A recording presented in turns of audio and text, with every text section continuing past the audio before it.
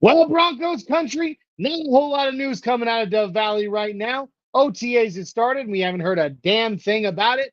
But we got some really cool news as Broncos fans today that we get to be excited about and ruminate about.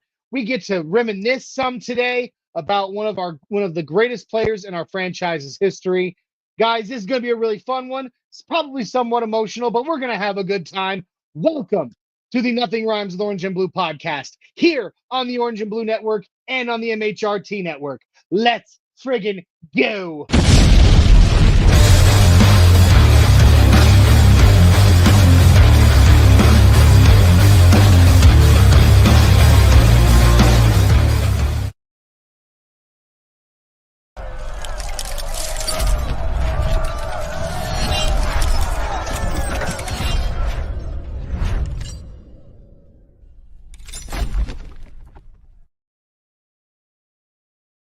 So smooth, the pins to chew, breaking down plays about to debut. Never pride in every view, nothing rhymes with orange and blue. Bright lights of my heart in our view.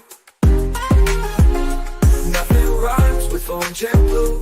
Nothing rhymes with orange and blue. Nothing rhymes with orange and blue. From draft picks to game reviews, celebrating wins, analyzing the clues. Nothing rhymes with orange and blue.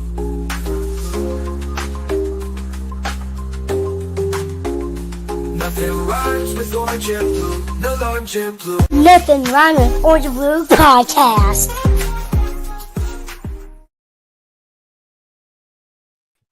What is up, Broncos Country, and how you doing, Orange and Blue crew? Welcome to the Nothing Rhymes with Orange and Blue podcast. Hope you're all doing well. I'm Johnny Baki, the Mile High Viking, and with me, as always, my cousin, my childhood best friend, my co-host, Jay, the Denver Dream, Dreamweaver. What's up, cousin? How you doing? Doing well, sir. Doing well. Soaking in some off-season vibes. It's getting warmer, and summer's upon us, man. So, no news is good news, as we were talking about. No one's gotten in trouble, and we've got some fun, just kind of award kind of things to talk about. Just superlatives, I guess, if you will. Yes, So good stuff, man. How are you doing? very good stuff. Oh, I'm doing all right. Just like you said, it's summer. The kids are out of school now. So, with my wonderful job, working from home, my kids are driving me crazy while I'm trying to do my work. But that's okay. You gotta love I gotta love my kiddos, and I hope they have a good summer. I hope yours have a good summer. And Yeah, man. and I hope summer goes fast because one, I don't like the heat. To be honest. Two, right at the end of summer, football. So let's go. But yeah, otherwise doing just fine, Jane. It's good to see you. It's good to see everybody in the Orange and Blue crew here. We've already got some of our friends in the chat. Before we get to that, let's go ahead and show some love. If you guys haven't already, or if this is your first time here, we ask that you please like, subscribe, share, and comment. YouTube, Facebook, Twitter. Check out the audio version of our podcast everywhere where you find your favorites. And we're also simulcast with our sister station, MHRT Network. So like, subscribe, share, comment on YouTube, Facebook, Twitter, Twitch, even on Instagram for those guys. They would greatly appreciate it. Got to show a little love, too, to the sponsor of tonight's show. And that you can find the link in the bio below at w.gg. That is Dubby Jitterless Energy Blend. Dubby is absolutely amazing stuff, comes in a multitude of delicious flavors, has enough caffeine to kick you in the ass to get your day going, but enough also to keep you going. Jay's got it right there in the picture, right there in front of him. Enough caffeine to keep you going throughout your day without the jitters or the crash later. And I'm going to tell you why. That's because Dubby has no sugar. It also has no calories. It has no maltodextrin. It has no fillers. It has no artificial colors. It's formulated with nothing but amino acids, B vitamins, and nootropics to help you stay sharp. And the caffeine in Dubby is derived directly from the coffee fruit. So, guys, go ahead, get yourself the dub. I'm telling you, Dubby is amazing stuff. Click the link in the bio below. Get your Dubby, and I'm going to make it even better. Right now, you punch in code NRWOB10. That's NRWOB10 at the checkout. Will get you 10% off your order on us. So please, guys, go check it out. I promise you, you will not regret it. So, Jay, loving the jersey choice for the night. Oh yeah. I didn't have my 88 jersey with me for this show, so I wasn't able to do it. But I am wearing the hat that I wore in 2013 in Afghanistan when the Broncos were playing. When I was watching 88 do his stuff on the field in that record-breaking season. So we little solidarity, little love there. I'm loving that jersey. I was gonna say this entire show is gonna be, in memorandum of, the great one, Demaryius Thomas. Like, I kind of feel like we were sideswiped with this news. I guess I personally, as a Bronco fan, wasn't expecting this to come out, so it was kind of sudden to me. I didn't think, and I don't know, do you know off the top of your head what the grace period is for retired players to get inducted into the Ring of Fame? Like how much you have to wait? I know you have to play, I want to say 4 years for the Broncos, because the debate was Demaryius Ware only playing 3 and not qualifying technically for Ring of Fame. I think, I can't say for sure. I don't know the actual Broncos rules when it comes to the induction into the Ring of Fame. I do, however, believe that it does, at least in some way, follow that of the, at least of the Hall of Fame, where you have to have been retired at least 5 years before they'll do it. That's what I was thinking was 5. Yeah. 5 was what I was thinking as well. But as far as like the Broncos, the organization's own rule on how long it's got to be before you get that, you have that, you're considered for that kind of an honor, I don't know. But I mean, the Hall of Fame, the rule of thumb is you have to be retired 5 years to be inducted into the NFL Hall of Fame. So I would honestly think it would probably follow something at least similar. Okay. But I mean, what an honor. I mean, for those who don't know what we're even talking about right now, the news came out today that the late, great, and I mean great, Demaryius Thomas, the news was announced today that at the alumni game in week 7, the entire Super Bowl 50 squad will be honored, but especially Demaryius Thomas, who will be inducted into the Denver Broncos Ring of Fame, which is just, I mean, is there anyone more deserving than Demaryius Thomas right now of that honor? No, this is a whole discussion, I feel like, in and itself. And maybe we can either do this before the full segment of DT memories and whatnot, or after. But like, this does open up the threshold or the window for that entire Super Bowl 50 team of who is up to get in that Ring of Fame. Who's going to be honored? Is Strap Harris going to be honored? Is obviously Peyton Manning. Like, there's quite a bit of guys that have not gotten the recognition from that, regime. So, and the hard this is thing the first. Is, you got to think. The hard thing is, you got to think there's a lot of names that won't, because I mean, look at the names from the Super Bowl 32 and 33 squads that are up there. There's not that many, man. There's some, but I mean, John Elway, True. Shannon Sharp, Terrell Davis, Steve Atwater. There's a few others, I think, from that crew, but I mean, the ring isn't that big, man. They've got to save some space for the future too. So, I guess we'll see. But comments. Let's open it up. Oh, go ahead. No, I was just going to ask. I think Peyton Manning will be a duh. He's getting in the Ring of Fame. It's whenever. Duh. Obviously, DT is a duh. Von Miller will be a duh. But who else on that team would you consider?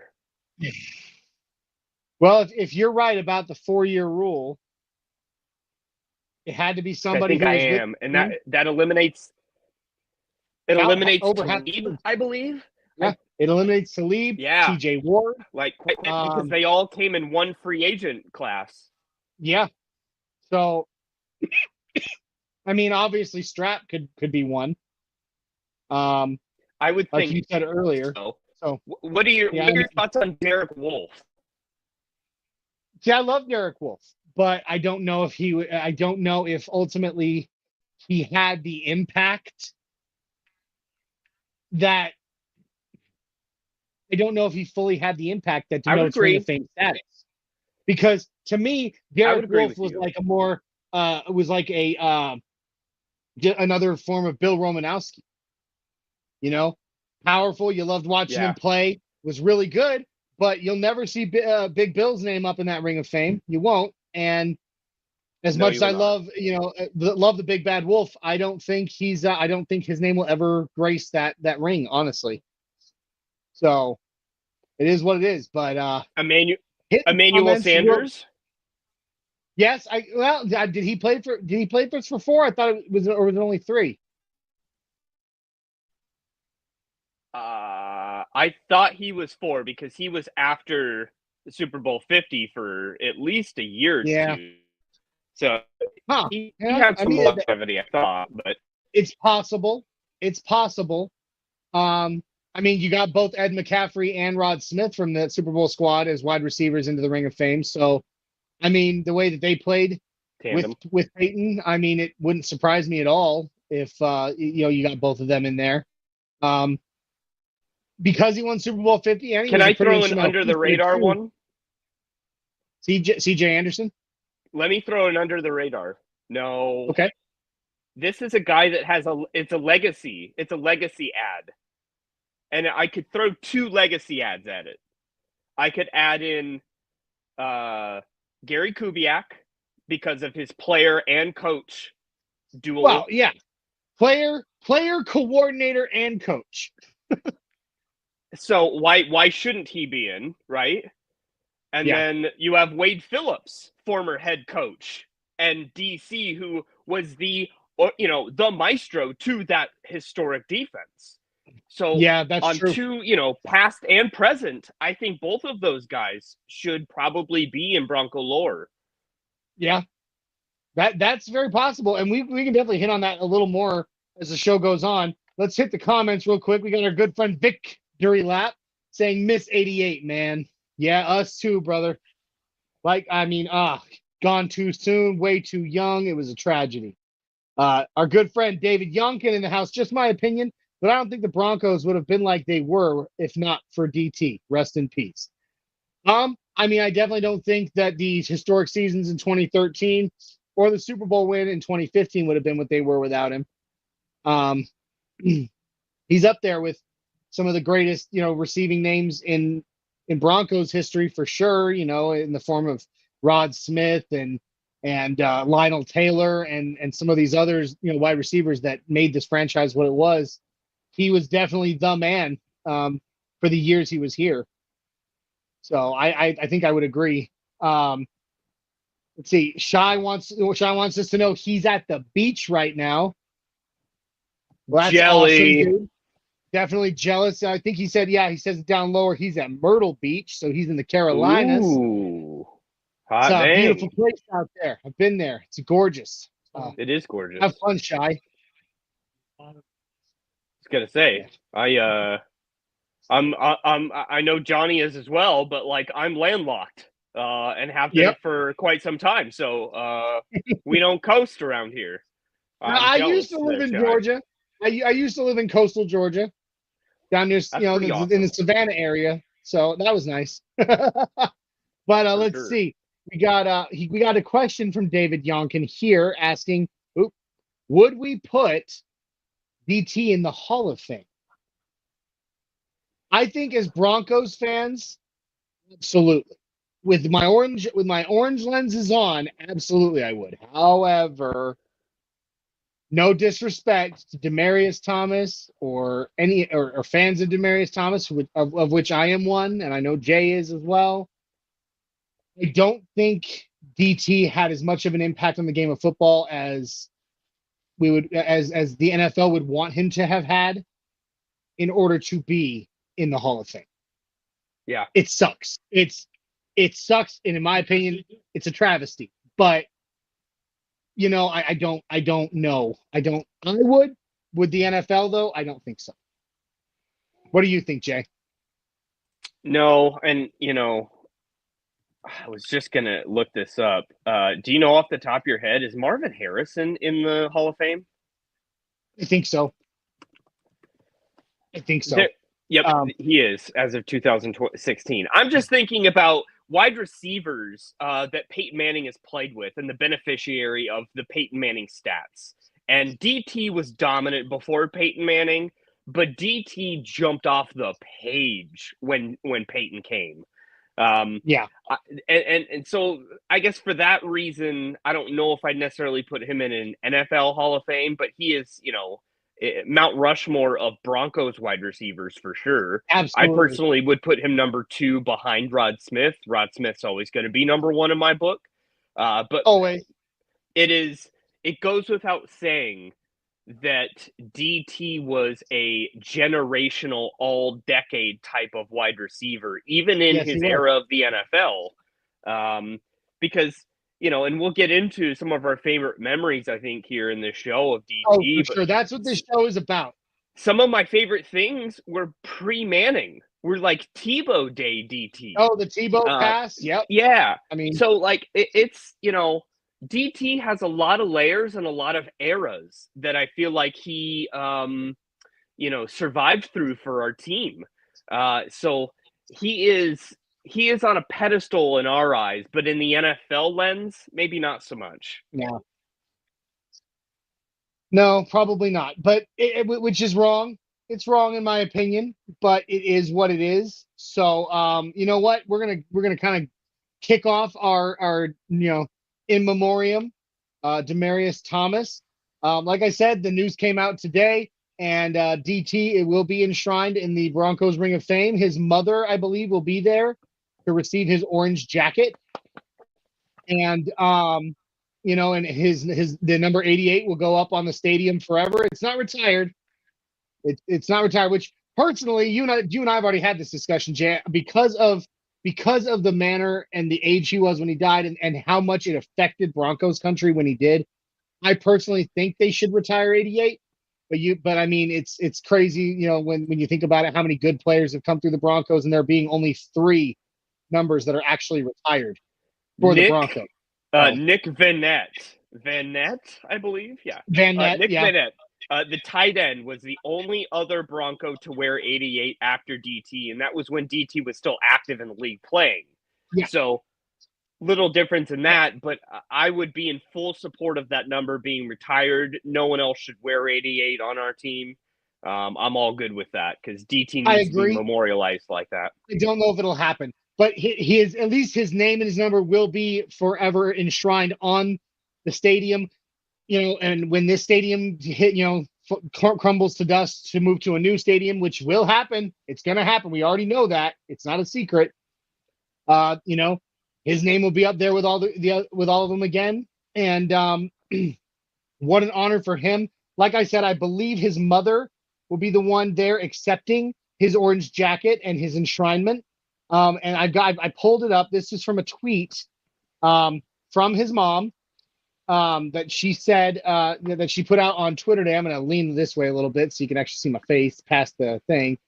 But in terms of the Ring of Fame, this is the quote from his mother, Katina Smith.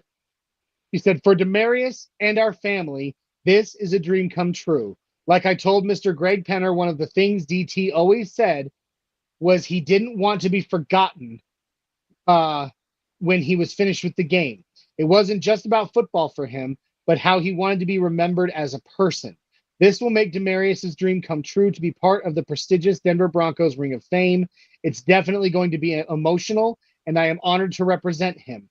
I know DT is smiling in heaven with this exciting news that came out today."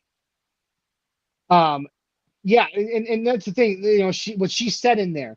Not only was Demaryius Thomas an incredible player, but he was an upstanding human being. Kind to everyone. He was everybody's best buddy. everybody's big or little brother, depending on who he was around, and he was kind to every single fan who ever approached him. He was just such an amazing human, on top of being a great player. Yep. And his friends called him Bebe, right? Bebe. I'm just looking up just a couple like memorable quotes. Like Peyton Manning said that his decision to sign with Denver in 2020 or 2012 was because of Demaryius Thomas. That he saw a lot of Marvin Harrison and saw a lot of the number one wide receiving target that would be obviously attractive to a quarterback. It was the great quote by Mike Kliss back in the day of you can't have you have two astronauts without a space program in DT and Emmanuel Sanders, and Yep. for such a long time frame we were so spoiled in that combo, and being in quarterback purgatory obviously led to him being traded in what was it, 2018, I believe, to the Houston Texans mid-season. Mid-season and that was a trade to the Houston Texans.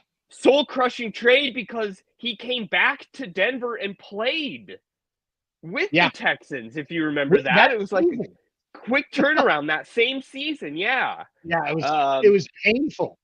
Yep. But it's just insane, man.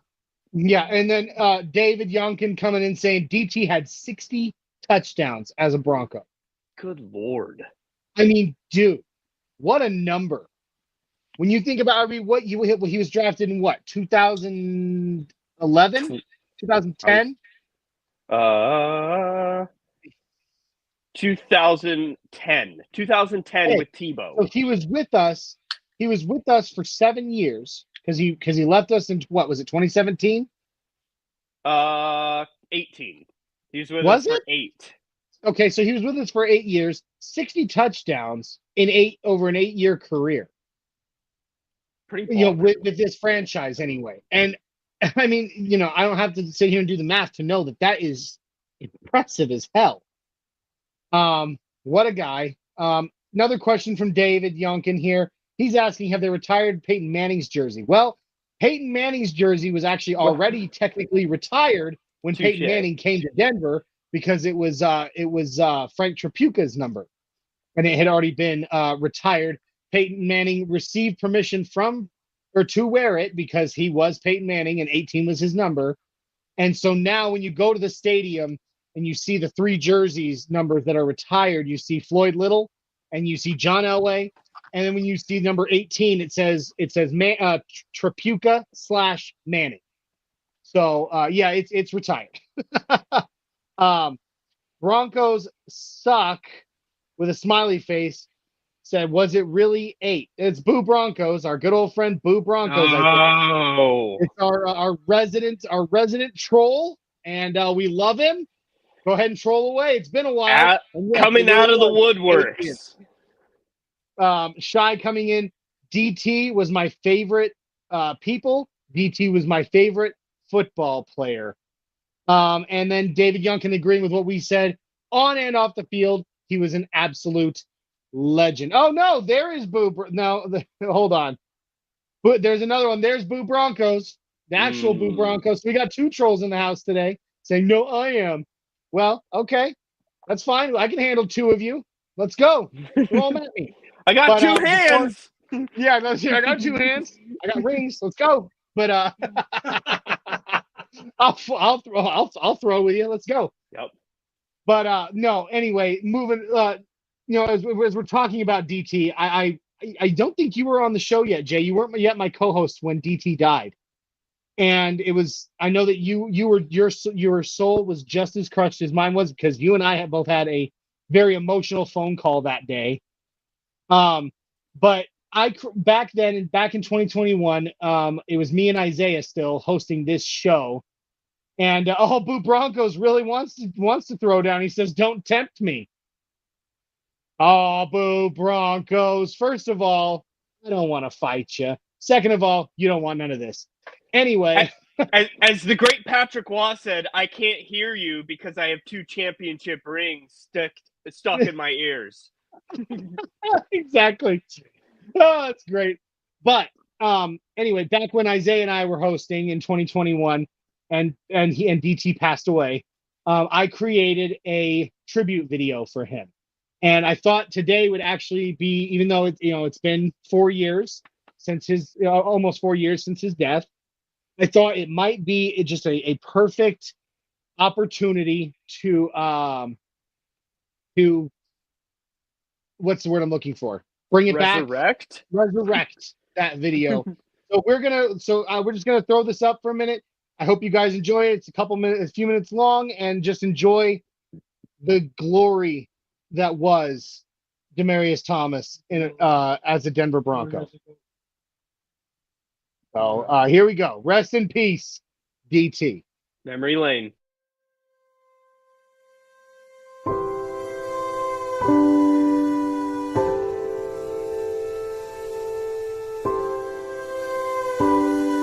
Hey, I'm Demaryius Thomas, and these are my 3 favorite moments in Denver. One of them, I would have to say my first touchdown in the NFL, I would say Seahawks, left sideline.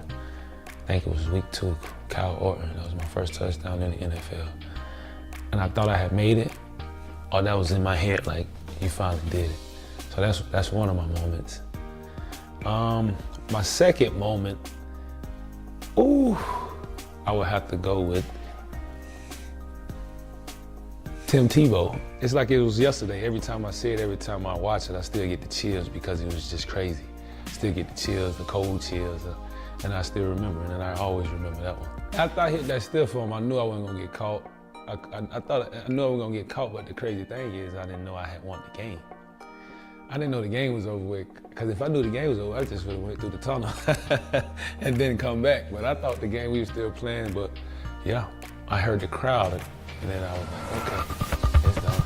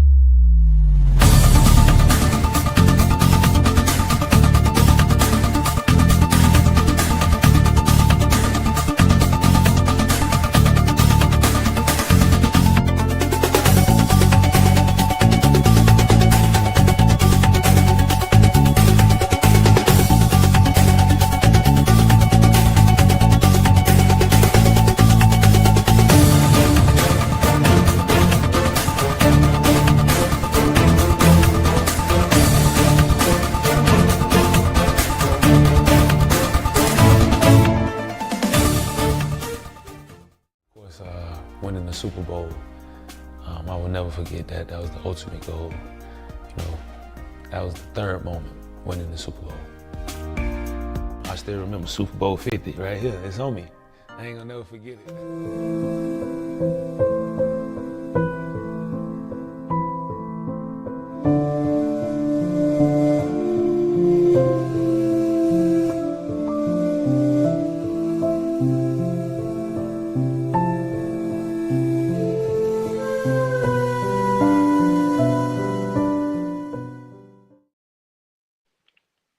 Damn, dude.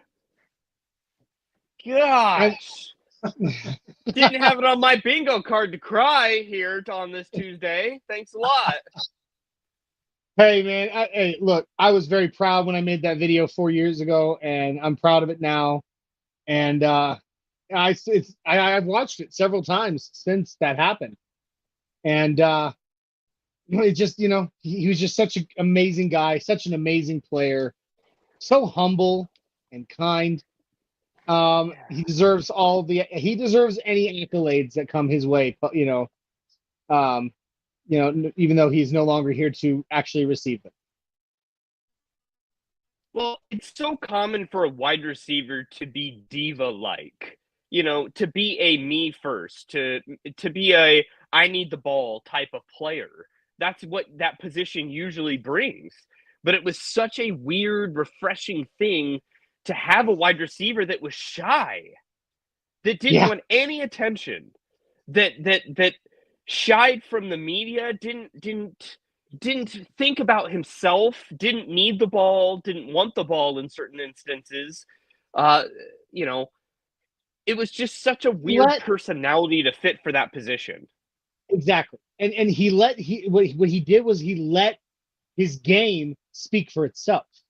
Mm-hmm. He didn't need to go out there. And I mean, and all respect in the world to some of these other greatest, wide receivers, around, especially during that time, Megatron and all these other guys that were out there at the same time as him. For him, he was like, I know what I'm capable of. I don't need to get on camera and tell you what I'm capable of. You'll see it. It's on the field. It's on the tape. Yeah. And it was real. And that's who he was. He was real. And like you said, he was shy. Like, dude, when I was making that video, trying to find an interview with him in order to cut in this stuff, I was lucky that I found that video of him talking about his 3 favorite moments as a Denver Bronco, because there was not a lot. He didn't get in front of the camera very often. He didn't give interviews very much. He was a very soft-spoken person.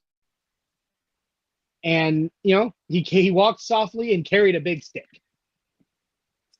And you can absolutely understand the comparisons that Peyton Manning had in his head between him and Marvin Harrison, because they shared a lot of those same traits of I'm going to put the team first wide receiver. That is a quintessential characteristic of a Manning player, someone that he will automatically trust, that will automatically feed, that will automatically highlight. And obviously that's the kind of quarterback you want to have in their good graces. We still haven't had a wide receiver like him, to be quite honest. No, we haven't. Now we do have his protege. I mean, correct. Cortland Sutton came in, the guy who trained him, and he was Bebe's baby brother, and he was. And still, I mean, Cortland Sutton to this day still speaks so highly of just the short time he had getting to learn from Demaryius Thomas. And we're gonna talk all episode about our favorite DT moments, but for me, honestly, probably one of my top 3 favorite DT moments, he wasn't even there for, because and it's simply because of the respect he garnered and the love he garnered from those that had been around him, and that's why the moment right after his death, Denver Broncos versus Detroit Lions that week. The Broncos painted 88 on the sideline and said no one could step on that.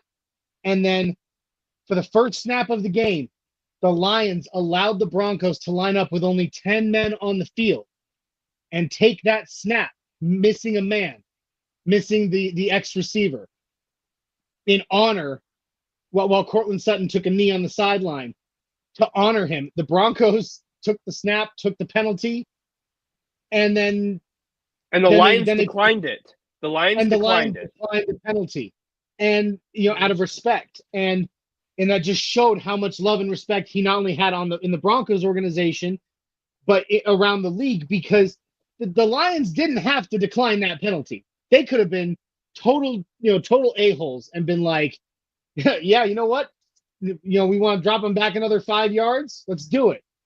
But they didn't. They were like, respect to DT. And then, that same game, Jay Sims gets that beautiful diving interception. runs over the sideline and plants that ball right in the middle of 88.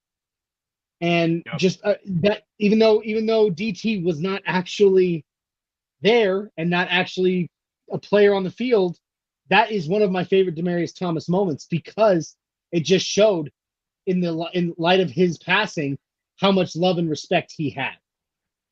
Well, and honestly, this is why Broncos Country has such crazy feelings towards Courtland Sutton, and why we look at Courtland Sutton in a completely different light than any other wide receiver.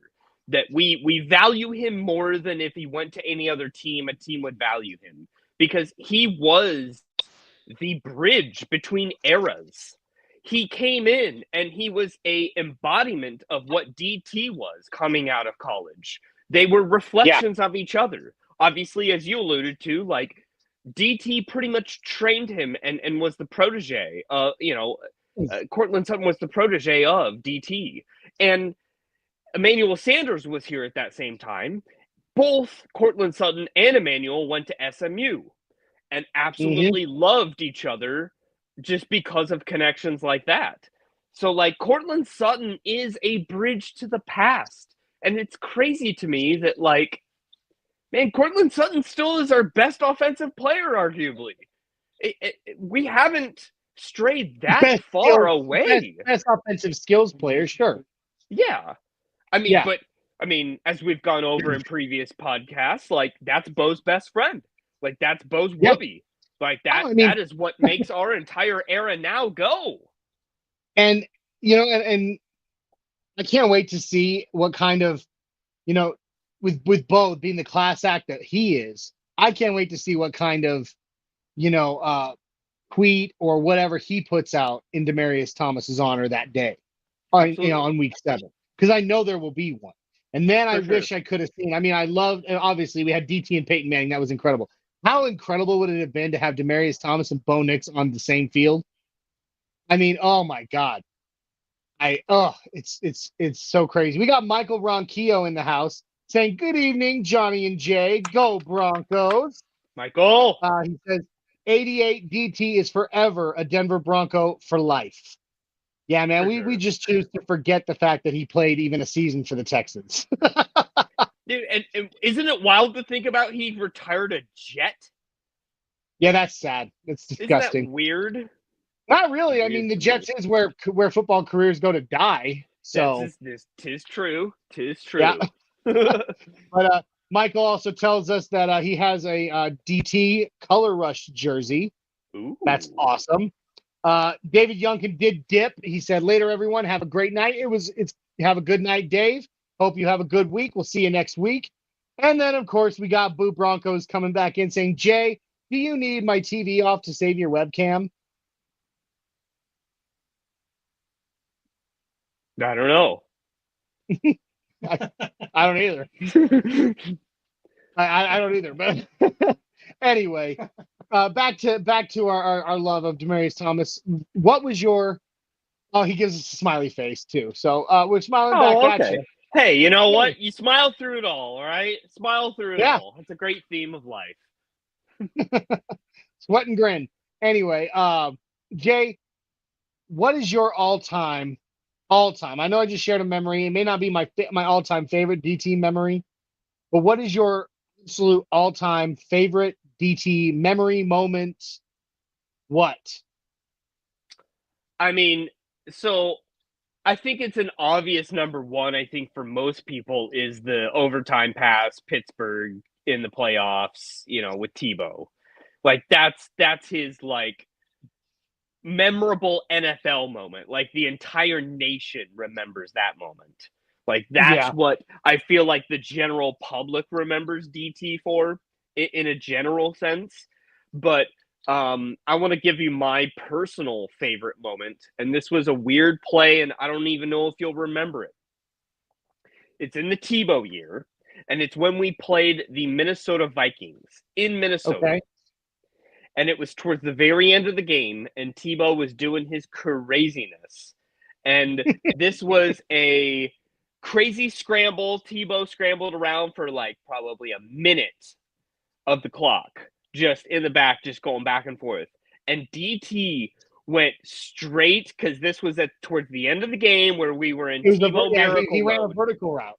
Went a vertical route, it didn't happen. He came back to Tebow, and it didn't happen. And then he went back to vert, and Tebow hit him back on a second vert. And it was the first time in my head where, like, holy cow, this quarterback sucks, but DT is, like, legit.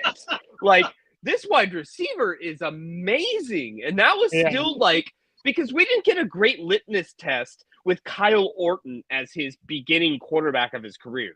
Like, no, not really. Who cares about Kyle Orton? Like, Tim Tebow at least was exciting, whereas Kyle Orton just had a neck beard. Yeah. But that was the first game. That was the first game that I was like, holy cow, like, DT's not like everybody else. Like, I get the whole Megatron comparison from Georgia Tech. I finally get it. And that was the first point in his career that I knew DT would be different. Was that Minnesota game in Minnesota where we had another Tebow miracle win. Yeah, well, I mean, during that video I played earlier, the In Memoriam video we played, there was, I was saying to my father, who's sitting right over here, I was saying to him, he had no quit. He was big, he was fast, he was powerful, and he had no quit. And, to your point, to what you just mentioned, most wide receivers run a vert route, realize that ball ain't coming. They slow down. Stop. They don't care. Stop. They're done.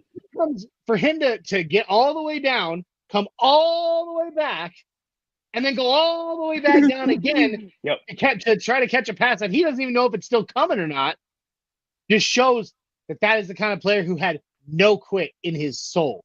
Yep. He was like, I am not giving up until I hear the whistle blow.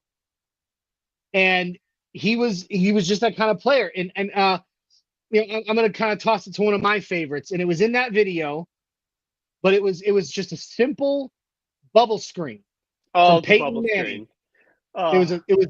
I believe it was against the Ravens. That bubble screen. And it was just a simple bubble screen. And yes, he had phenomenal blocking in front of him. It was perfectly executed by the blockers. But once he got through that line and he turned on those burners, a lot of people forget how fast Demaryius Thomas was. In a tight end's body. Yes, he was a wide receiver in a tight end's body. He was big. He had huge hands, long wingspan. He was not a light guy. He was a pretty hefty dude. He had girth. And he had speed. And when he got through that line and took it down, I think it was almost 60 yards down the sideline. And I think and by the end of it, by the time he reached the end zone, there was still about 5 yards of separation between him and the closest secondary player on his ass. It was over. It was a touchdown, and it was beautiful. So it just, he saw the hole. He knew, he had great vision, and he was fast. He was so big and so fast. That was in the opening night 7 touchdown Peyton Manning revenge game against Baltimore after the Raheem Moore incident. And I want to say that DT touchdown was like number 5, I think, 5th touchdown on that game. But that was like the cherry on top. That was like, oh, this is over. Like, statement touchdown, done. Like, all done here. Dude, that was amazing. Dude, that is the DT play. If you could draw up any DT play, it was that screen. And to this day, I see NFL teams run that same play, let alone the Broncos. Yes. Like, the Broncos haven't had a player to be able to run that play for quite some time. We haven't, but hot take if you want me to hit it, I'll hit it. I think we'll see it this year. I think we will see it this year. Huh? With who? Marvin Mims. I can see that. I think we could see that play from Marv this season. And here's why. Sutton just doesn't have the Jets. Well, yeah, I mean, he turned on the Jets. Who has Jets? Marvin Mims. And he does. The other thing is, in order for that play to be successful, you have to have great blockers. What player at the wide receiver position did the Denver Broncos just draft who is an incredible blocker? Pat Thomas Bryant. Bryant. Yeah, Pat Bryant. Thomas Bryant's a Bryant. center. Go Nuggets! Part of the No, championship core. Yeah. You're crossing sports there a little bit, Yep, bud. I sure am. But no. But Pat Bryant is an incredible blocker and would be the kind of player that could help execute that kind of bubble screen to a Right. player with the Jets with the vision of Marvin Mims. So I think we'll see it again. Yeah. I just have But- not seen the highlight like that Ravens play.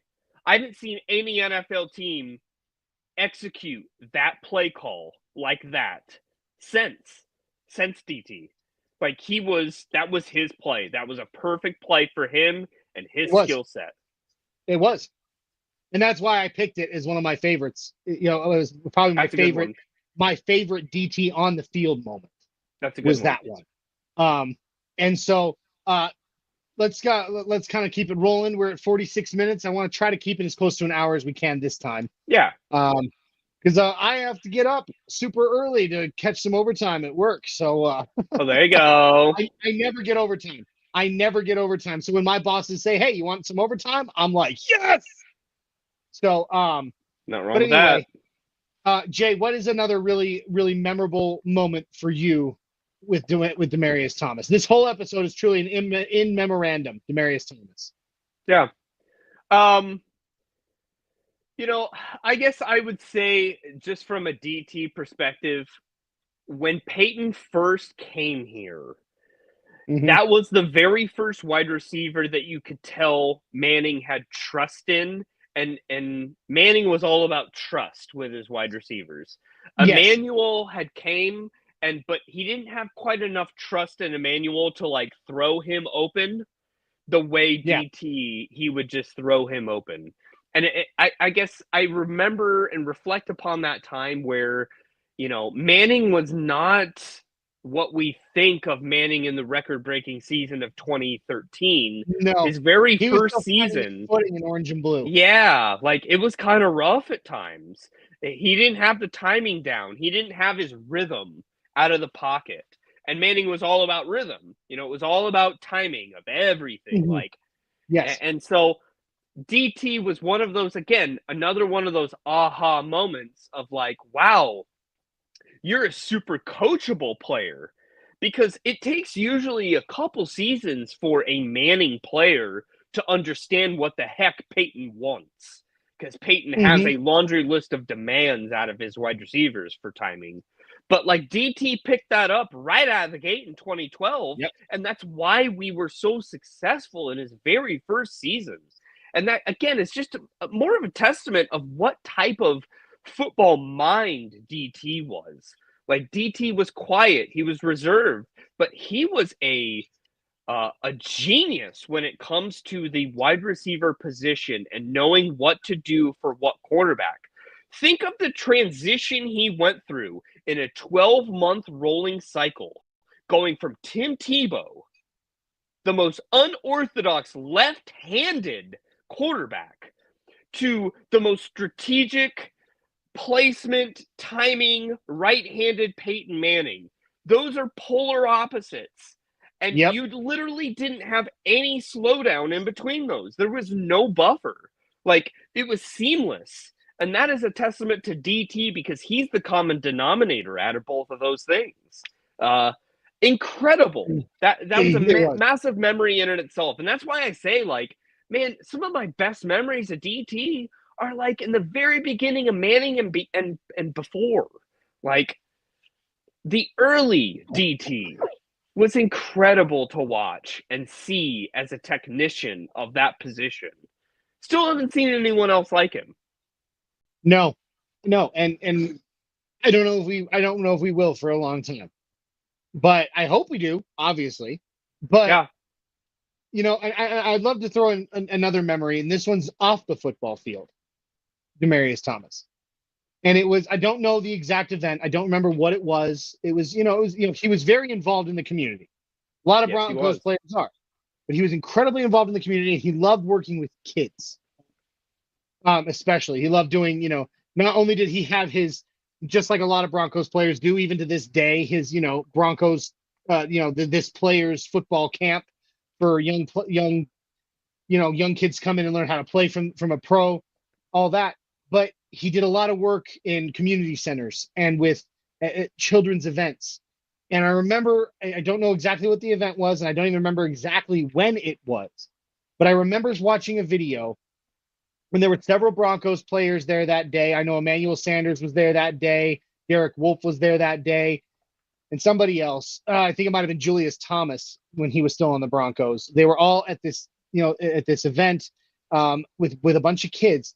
And there was a little girl who got scared. I don't remember who she got scared of a specific, a specific person or what. Yeah. But she was terrified. And she ran to the corner to hide.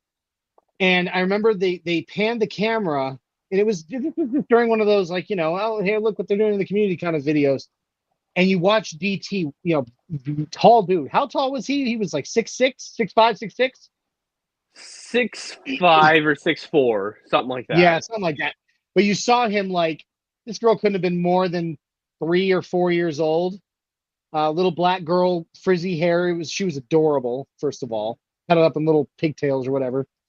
But he, like, slowly bent over and walked towards her. He was like walking, almost duck walk, with his knees bent down at her level. And he had his hand out, and he was just telling her, it's okay. It's okay. And then when she started to, like, turn around to him, he reached out, he held his arms out, and she went into his arms, and he held her and he hugged her. And he looked at the camera and he said something along the lines of, this is what makes it worth it. And that, I mean, again, we've talked about the kind of person he was on the field, but that's the kind of guy he was off the field. He was such a heart, such a kind man. But a lot of people would have just stood there and let her cry it out. Or been like, could someone take care of this freaking kid over here? Something like that. But no, Demaryius Thomas is like, come here, got you. And then he's holding her and hugging her, letting her cry into his shoulder. A child he probably has never met, probably will never see again, but he's comforting and he's kind.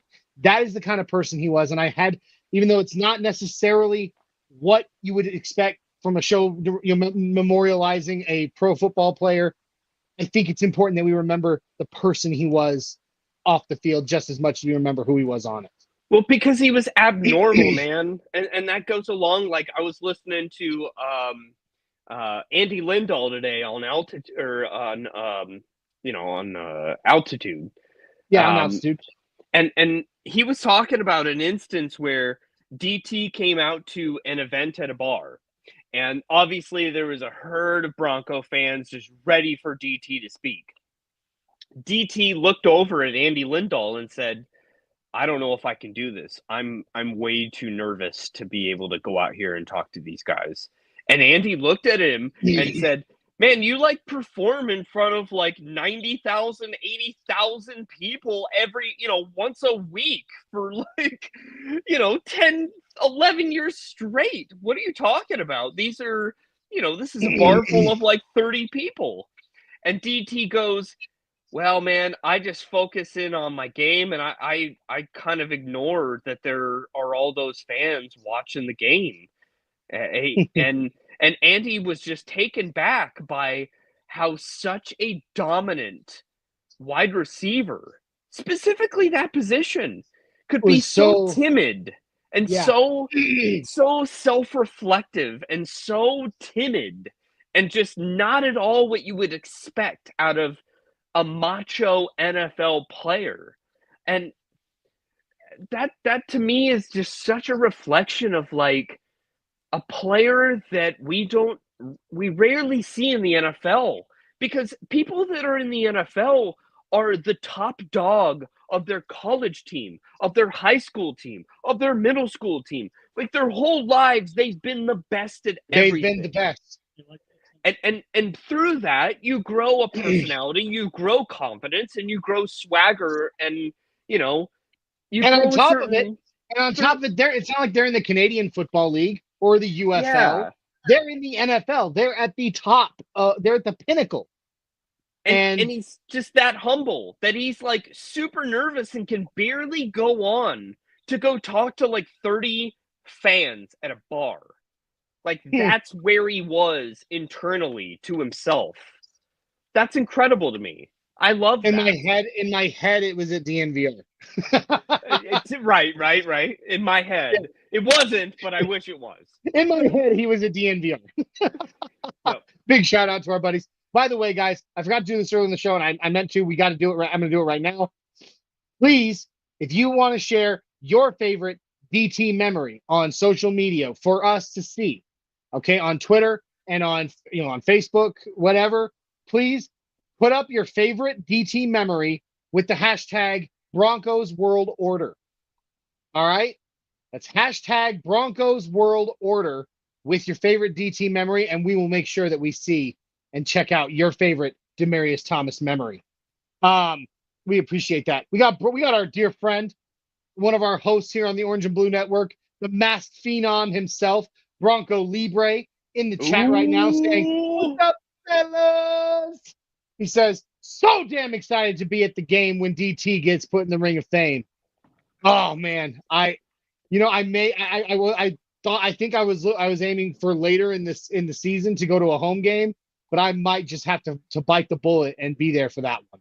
Yeah, that's October 19th against the Giants, and that could also be a Russell Wilson reunion. There are too many elements at play to which.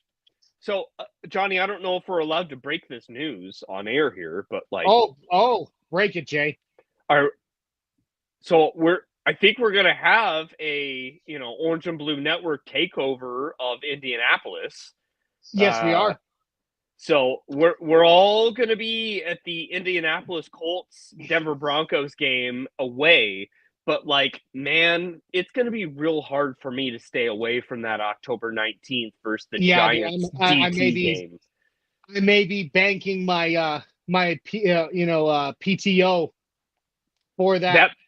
That might be a quick, like, I'm driving in and I'm driving out of Denver, but I'm going to be there. Yeah, right. I mean, it's going to be a quick in and out, but like, I'm going to make it work.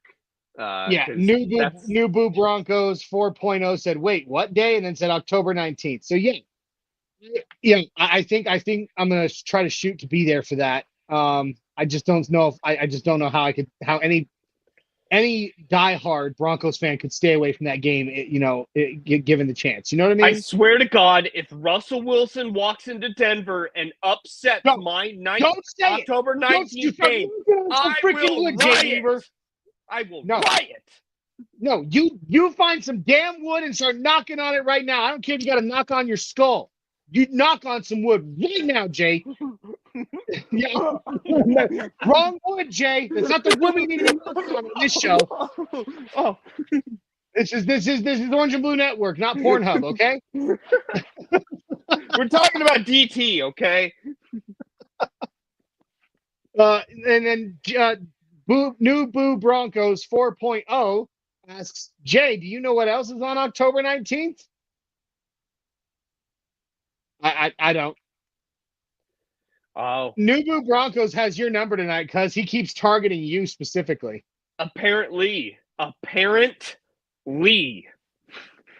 right. Well, I will look at my calendar and decipher those hieroglyphic cryptic, yes, messages you got there, Boo Broncos. Appreciate it. He says you better know. Okay. Bronco Libre, our buddy, says he will have the tailgate set up for the game, and I had no doubt. Bronco Libre, we're coming. We're coming, Libre. We're coming, bro. That may just have to be the home game takeover for Orange and Blue Network, bud. You're on the pregame, Libre. We got Kodiak Broncos podcast. Dude, good friend of the show popping in, saying October 19th. Well, okay. Yep. October 19th will also be the 11-year anniversary of when DT caught Peyton Manning's 509th touchdown pass to break the all-time record in 2014. Now, is that the Houston game? Houston Texans, I believe, where that was broke, or was that the Kansas City? No, the Kansas City game was the passing yards, and Yeah. the Texans game was the touchdown. I try to differentiate it was the scoring record. Yeah. which was which. But No, right. Jay, it was the Hey. Niners. It was the Niners on Sunday Night Football. Hey. Interesting. I could have sworn it was the Texans in Houston, but touche.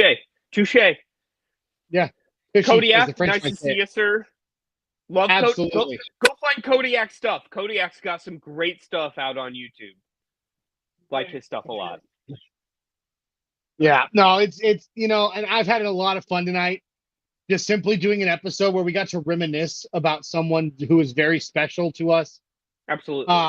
As Broncos fans, Kodiak says we're too kind. Y'all are too kind. We love you, Kodiak. But yeah, no, there's just so many good things to remember for DT for, and and we were nowhere near able to cover them all tonight, and that's okay. But it was nice being able to do an episode where we weren't sitting here having to just speculate on what we hope the season's going to look like, or talking about the draft prospects and where they're at right now. Johnny, let's argue about our 6th round draft pick. Who are you projecting? I'm so sick of the draft, dude. I'm so glad that's gone and behind us. But you know what? When the draft comes back around next year, we're gonna be super freaking excited. And my son just tripped over my cord and turned off my light. That is okay. So that You've gone to the dark side. To be the perfect moment to end this episode. But guys, thank you for joining us on this episode, this in memoriam Demaryius Thomas episode of the Nothing Rhymes with Orange and Blue podcast. We thank you for joining us. And now in the dark, it's Orange and Blue Network After Dark. Ooh, no. Wow. But guys, if you haven't already, or if this is your very first time here, please like, subscribe, share, and comment on YouTube, Twitter, Facebook. Check out the audio version of our podcast on all your favorite platforms. Also, make sure you jump on over and show some love to our sister station, MHRT Network. Like, subscribe, share, and comment on YouTube, Facebook, Twitter, Twitch, even Instagram. They would greatly appreciate it as well. And remember, after the show is over, if you feel so led, I hope you do, jump onto social media and use the hashtag Broncos World Order to throw up your favorite Demaryius Thomas memories. All right, guys, we can't wait to be getting on social media and checking that out. Again, that's hashtag Broncos World Order. I'm Johnny Baki, the Mile High Viking. You can find me on Twitter at Mile High Viking PO. That's my cousin Jay and my co-host and childhood best friend. He is at Dreamweaver1014 on X. I keep saying Twitter, on X. Whatever. So guys, please make sure that you do that for us. We love you, Broncos Country, and we will be back next Tuesday for another episode of the Nothing Rhymes with Orange and Blue podcast. With that, we are out of here. Good night. Orange and blue, we're here for you. Talking Broncos all day through. No stopping us, we're on the loose. Come join the crew, no bad news. Podcast vibes so fresh and true. Nothing rhymes with orange and blue. Catching up on all that we knew. Hit play, let the episodes accrue. Nothing rhymes with